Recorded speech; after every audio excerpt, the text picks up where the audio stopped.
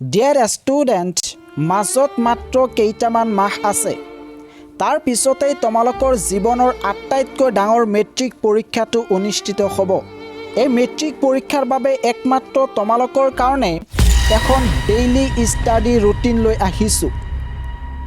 এই ৰুটিনখন তোমালোকে যদি ফ'ল' কৰিব পাৰা, তেতিয়াহ'লে মই গেৰাণ্টি দি কৈছোঁ যে তোমালোকে মেট্ৰিক পৰীক্ষাত 90% নাইবা অধিক নম্বৰলৈ উত্তীৰ্ণ হ'ব পাৰিবা।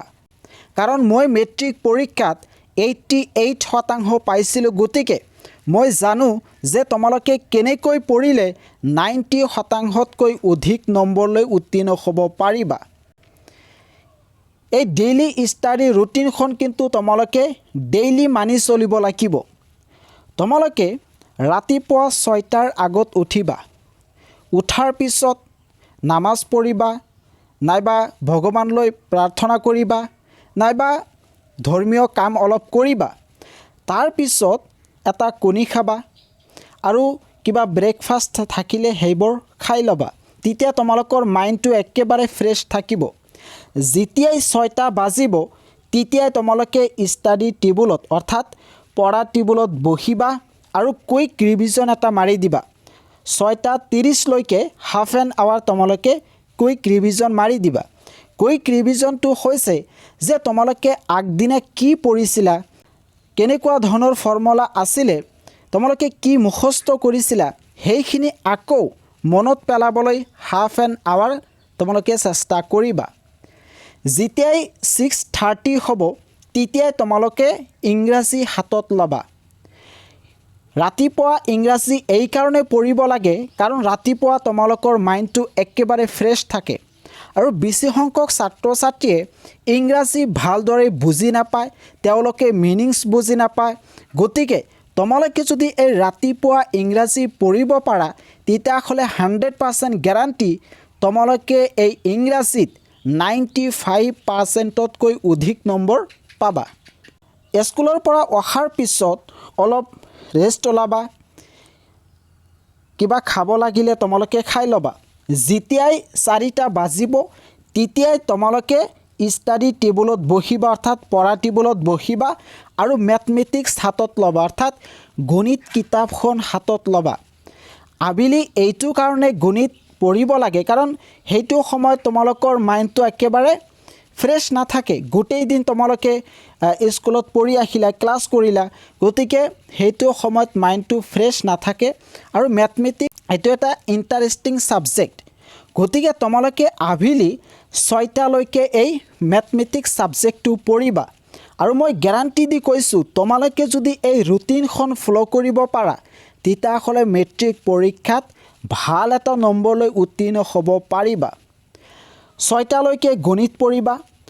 6টাৰ পৰা 6:30লৈকে অৰ্থাৎ 6:30লৈকে তোমালোকে অলপ ৰেষ্ট ল'বা, নাইবা প্ৰে কৰিবা। যেতিয়াই নাইট হ'ব, অৰ্থাৎ 6:30 হ'ব, তেতিয়াই তোমালোকে পঢ়া টেবুলত বহিবা আৰু ছায়েন্স কিতাপখন হাতত ল'বা আৰু 7:30লৈকে ছায়েন্স পঢ়িবা। ছায়েন্স এইটো সময়ত এইকাৰণে পঢ়িবা, কাৰণ জেনেৰেল ছায়েন্স এই ছাবজেক্টটো অলপ টান আছে। আৰু ৰাতি যেতিয়া তোমালোকে প্ৰথমবাৰ ষ্টাডি টেবুলত বহিবা, তেতিয়া তোমালোকৰ মাইণ্ডটো একেবাৰে ফ্ৰেছ থাকিব। সেইটো সময়ত তোমালোকে ছায়েন্স ছাবজেক্টটো ভালদৰে কিন্তু পঢ়িব পাৰিবা।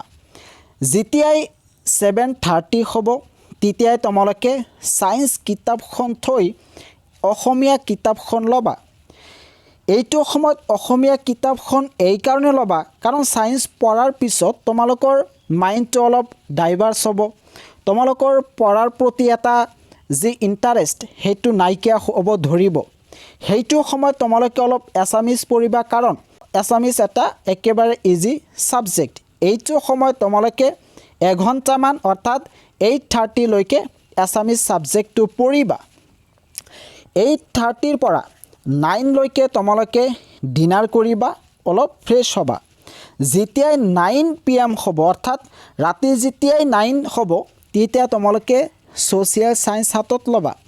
খোৱা লোৱা কৰাৰ সময়ত তোমালোকৰ মাইণ্ডটো একেবাৰে ফ্ৰেছ হ'ল, তেতিয়া তোমালোকে 9টা বজাৰ লগে লগে যেতিয়া ছ'চিয়েল ছায়েন্স এই ছাবজেক্টটো হাতত ল'বা, তেতিয়া তোমালোকে ভালদৰে এই সাবজেক্টটো পঢ়িব পাৰিবা তেতিয়া কিন্তু মাইন্ডটো একেবাৰে ফ্ৰেশ তোমালোকে 10টা লৈকে সোশ্যাল সায়েন্স এই সাবজেক্টটো পঢ়িবা 10টা শেষ হোৱাৰ পিছতেই তোমালোকে ইলেক্টিভ সাবজেক্ট হাতত ল'বা তোমালোকৰ যি এৰাবিক নাইবা হিন্দী নাইবা তোমালোকৰ যি ইলেক্টিভ সাবজেক্ট আছে সেইটো হাতত ল'বা ইলেক্টিভ সাবজেক্ট হিমান পঢ়িব নালাগে ডেইলি হাফ এন আৱাৰ পঢ়িলেই হৈ যাব ইয়াতে কিন্তু মই 11টা লৈকে লিখিছোঁ কিন্তু 11টা লৈকে পঢ়িব নালাগে তোমালোকে 10ৰ পৰা 10:30 লৈকে পঢ়িবা আৰু হাফ এন আৱাৰ যি থাকিব অৰ্থাৎ 10:30 পৰা 11 লৈকে এই সময়খিনি তোমালোকে এটা কুইক ৰিভিজন মাৰিবা কুইক ৰিভিজন মানে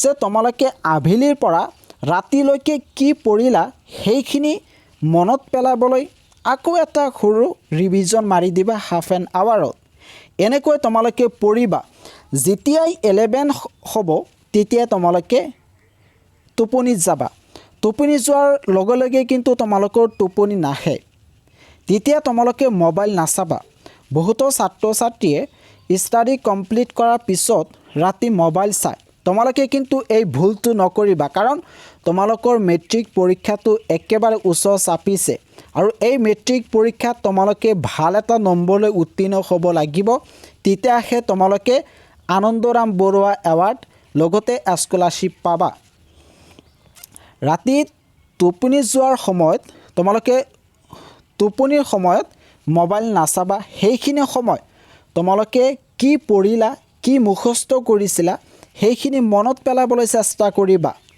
যদি কিবা পইণ্টছ মনত নাহে তেতিয়া তৎক্ষণাত কিতাপখন ওলাই লৈ সেইটো চাই ল'বা এনেকৈ চাওঁতে চাওঁতে তোমালোকে চাবা যে টোপনিত যাবা টোপনিৰ পৰা এগেইন 6 AM আগত উঠিবা আকৌ কুইক ৰিভিজন এটা মাৰি দিবা এনেকৈ যদি তোমালোকে ষ্টাডি কৰিব পাৰা তেতিয়াহ'লে মই গ্যাৰাণ্টি দিছোঁ যে তোমালোকে মেট্ৰিক পৰীক্ষাত 90%তকৈ অধিক নম্বৰলৈ উত্তীৰ্ণ হ'ব পাৰিবা কাৰণ মই মেট্ৰিক পৰীক্ষাৰ আগত এনেকৈ পঢ়িছিলোঁ